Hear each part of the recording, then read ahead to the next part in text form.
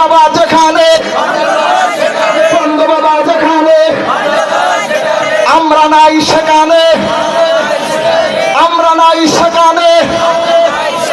আজকে থেকে দেখবেন যেখানে যেই বাবার দরবারে নারী পুরুষ জিকির হয়, এই দরবার পরিত্যাগ করবেন, সামাজিক ভাবে তাদেরকে বয়কট করবেন। আমাদের নৈতিক এবং সামাজিক দায়িত্ব, কথা বলেন ঠিক কিনা? কিছু মুসলমান আছে সুবিধাবাদী, কথা আজকে বইলেই ফেলাই, কে রাগ করেন কে খুশি হন আমার দেখার কথা না। কারণ আল্লাহর কোরআনের কথা আমার মতো সমস্ত আলোচকদের বলে দেওয়াই হলো দায়িত্ব, ঠিক কিনা বলেন? বহু মুসলমান এমন আছে, আমরা নিজেরাই পাচ্ছি, মাহফিলও আসি। মুসলমান হলো মূলত একটা আলুর মতো, কি এর মতো?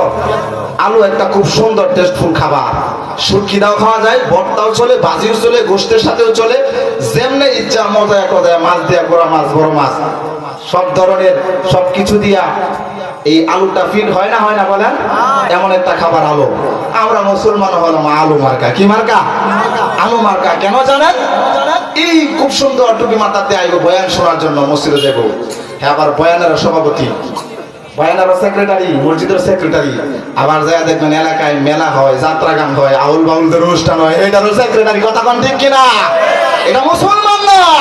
এই এক পাত্রের ভিতরে দুই জিনিস যেমন থাকতে পারে না, এক মুসলমানের ভিতরে ইসলামের শয়তানি কাজ একত্রিত হতে পারে না, কথা বলেন ঠিক কিনা?